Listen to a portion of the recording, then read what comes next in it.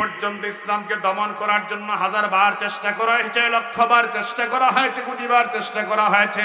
ব্রিটিশরা চেষ্টা করেছে, পৃথিবীর কাফের মুশরিকরা চেষ্টা করেছে, কিন্তু আল্লাহর কোরআনকে ব্যান করতে পারে নাই, ইসলামকে ব্যান করতে পারে নাই। বরং যারা ব্যান করার ষড়যন্ত্র করেছে, আল্লাহ তাদেরকে জুতা দিয়া পিঠা যুগে যুগে দৃষ্টান্ত সাজিয়ে দিয়েছে, ঠিক কিনা?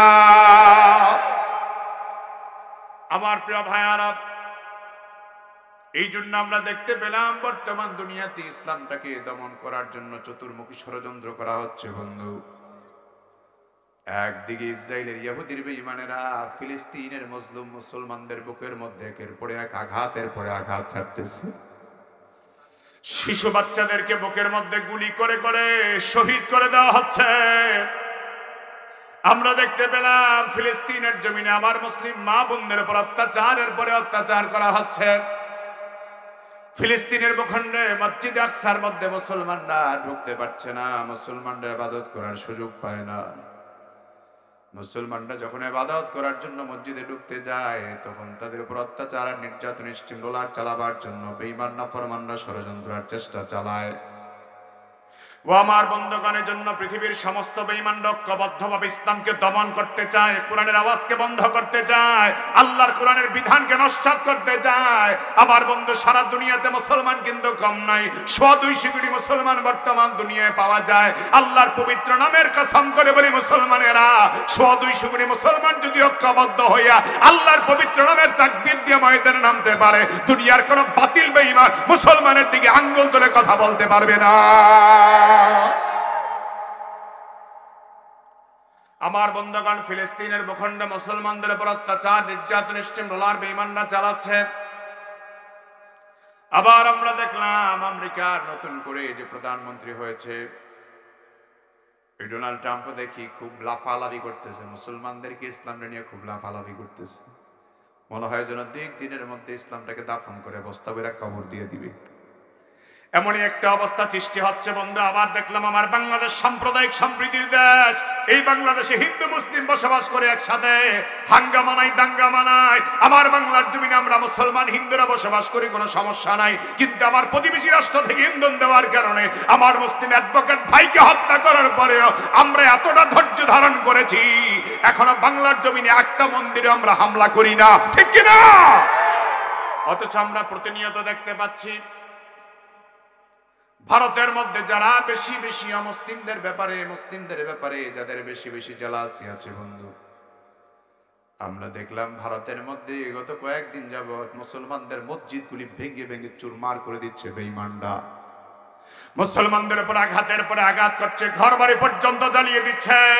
অথচ আমরা মুসলমান হিন্দু মধ্যে একসাথে বসবাস করি, মুসলমানরা একসাথে বসবাস করি।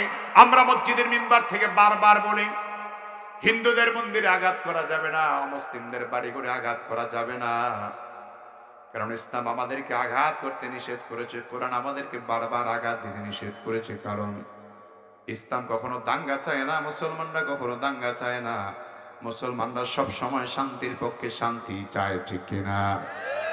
এই জন্য আমরা মসজিদ থেকে বারবার বলি, মুসলমানরা অমুসলিমদের বাড়ি ঘরে আগুন দেওয়া যাবে না।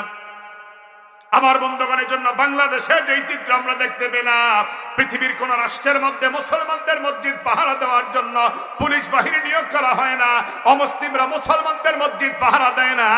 কিন্তু বাংলাদেশ একমাত্র রাষ্ট্র আমরা দেখতে পেলাম, এই বাংলার জমিনে মুসলমানরা মাদ্রাসার ছাত্ররা, মাদ্রাসার আলেম ওলামারা, মসজিদের ইমাম সাহেব পর্যন্ত মসজিদের অমুসলিমদের মন্দিরের সামনে দাঁড়ায় দাঁড়ায় মন্দির পাহারাদারি করছে। আমরা মুসলিমদের মন্দিরে পাহারা দেই, আর ওরা আমার ভাইকে জবাই করে দিচ্ছে। অ্যাডভোকেট সাইফুল ইসলাম আলিফকে শহীদ করে দেওয়া হয়েছে, বন্ধু। অথচ সে তো মেধাবী এবং চৌকস একজন অ্যাডভোকেট। আমার বন্ধু, তার ছোট ছোট মাসুম বাচ্চাগুলির টাকার দিকে তাকাইলে আমাদের চোখের পানি আর রাখতে পারি না।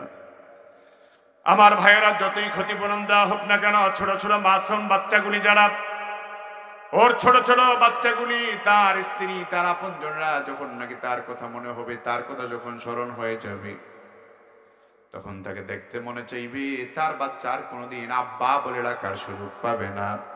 তারপরে আমরা মুসলিম সাম্প্রদায়িক সম্প্রীতি রক্ষা করার জন্য বলেছি কোনো মন্দির আঘাত করা যাবে না, কোনো প্যাডোরায় কোনো গির্জা আঘাত করা যাবে না। তারপর আমার বাংলাদেশকে নিয়ে অনেক বেশি অস্থিতিশীল পরিস্থিতি সৃষ্টি করছে একটাই মাত্র কারণ, আমরা বাংলাদেশের মানুষ 90% হলাম মুসলমান।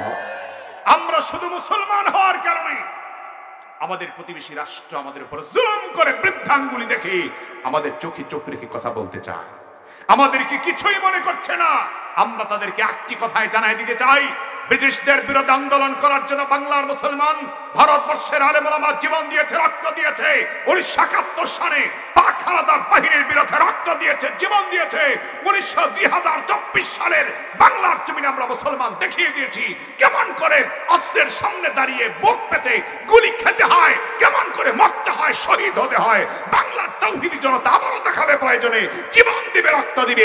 1 ইঞ্চি মাটিয়ে কোনো বেঈমানকে আমরা ছাড় দিব না, দিব না, দিব না, দিব না, ঠিক কিনা? এই বাংলাদেশকে রক্ষা করার জন্য আপনারা রাজি আছেন? কারা কারা যদি হাত তোল, আল্লাহকে দেখা।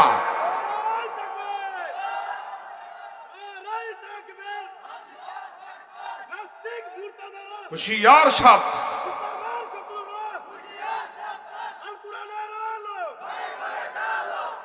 আমার ভাইরা কথাটা দুঃখে বলি, আমরা ওদের মন্দির পাহারা দিই আর ওরা আমাদের মসজিদে আগুন দেয়।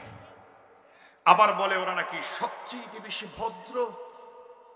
ওরা ওই যে আপনার ইয়া খায়, কি খায়? নিরামিষ খায়। ওরা আমিষ খায় না, ওরা নিরামিষ খায়। ওরা নিরামিষ খায়, আবার মুসলমানদেরকে জবাই করে হত্যা করে। ওরা হলো পৃথিবীর সবচেয়ে নিকৃষ্ট সন্ত্রাসীদের একদল। এই জন্য বাংলাদেশে অনতিবিলম্বে ইসকনকে নিষিদ্ধ করতেই হবে। আওয়াজ করে বলেন ঠিক কিনা? যে ইসকন আমার মুসলমান ভাইদের উপর অত্যাচার চালায়, আমার ভাইরা সাম্প্রদায়িক দাঙ্গা লাগাতে চায়, এমন সন্ত্রাসীদেরকে বাংলাদেশে কখনো আশ্রয় দেওয়া যেতে পারে? আমরা মনে করি না যে সব হিন্দু ভাইরা খারাপ। কি করে? আমাদের দেশে হিন্দু ভাই আছেন, সব হিন্দুরা কি খারাপ? কোন হিন্দু ভাইয়েরা আমরা দেখি না যে আমাদের সাথে উস্কানিমূলক আচরণ করে, আমাদের সাথে খারাপ আচরণ করে। কোন হিন্দু ভাইকে আমরা দেখি না। কিন্তু যারা ইসকনের নাম দিয়ে সন্ত্রাসী কর্মকাণ্ড চালাতে চায়, এরা হলো সন্ত্রাসী, এরা হলো জঙ্গি। জঙ্গিদের বিরুদ্ধে আমাদের অবস্থান নিতে হবে। যতক্ষণ পর্যন্ত আমার ওই অ্যাডভোকেট শহীদের রক্তের নাজরানা না হবে, তাদের বিচার না হবে, ততক্ষণ পর্যন্ত আমাদের আত্মার প্রশান্তি হবে না, হবে না, হবে না, ঠিক কিনা? ওরা চায় আমাদের দেশে একটা দাঙ্গা লাগাই দিয়ে এই দেশের উপর একটা আক্রমণ করতে। একটাই কারণ, আমরা মুসলমান, এদেশে বেশিরভাগ মুসলমান। আবার ভাইয়ের আমরা বলতে চাই যে বাংলাদেশের মানুষ, আমাদের দেশের সোলজার কম হতে পারে, সৈনিক কম হতে পারে, কিন্তু বাংলাদেশের মানুষের একটা জিনিস আছে, সেটা হলো ঈমান আর সাহস। আসতে বলবেন না, জোর বলেন ঠিক কিনা? 5 আগস্টে আমরা দেখেছি, জুলাইরে আমরা দেখেছি ছাত্ররা, ছাত্রীরা, বাচ্চারা গুলি খেয়ে মরতেছে, রক্তটা চলে যাচ্ছে, হার্টবিট চলে যাচ্ছে, একটু পরে মারা যাবে। পাশের সাথীকে ডেকে বলছে, বন্ধু আমি চলে যাচ্ছি, আমি মৃত্যুবরণ করছি, আমার কোনো দুঃখ নাই, তবে আন্দোলনটা চালায়। এটা বাংলাদেশে পর সম্ভব, কথা বলেন ঠিক কিনা? সুতরাং বাংলাদেশের মানুষের উপর যারা খবরদারি করতে চাইবে, তাদের জবাব দেওয়ার জন্য আমরা প্রস্তুত আছি ইনশাআল্লাহ। যদি কেউ গৌর গোবিন্দের ভূমিকা অবতীর্ণ হতে চায়, আমরা শাহজালালের ভূমিকা অবতীর্ণ হব। যদি কেউ ফেরাউনিয়াতের ভূমিকা অবতীর্ণ হতে চায়, আমরা মূসা আলাইহিস সালামের ভূমিকা অবতীর্ণ হব ইনশাআল্লাহ। জোরে বলেন ঠিক কিনা? আল্লাহ আমাদেরকে সেই হিম্মত দান করুক, জোরে বলেন আমিন।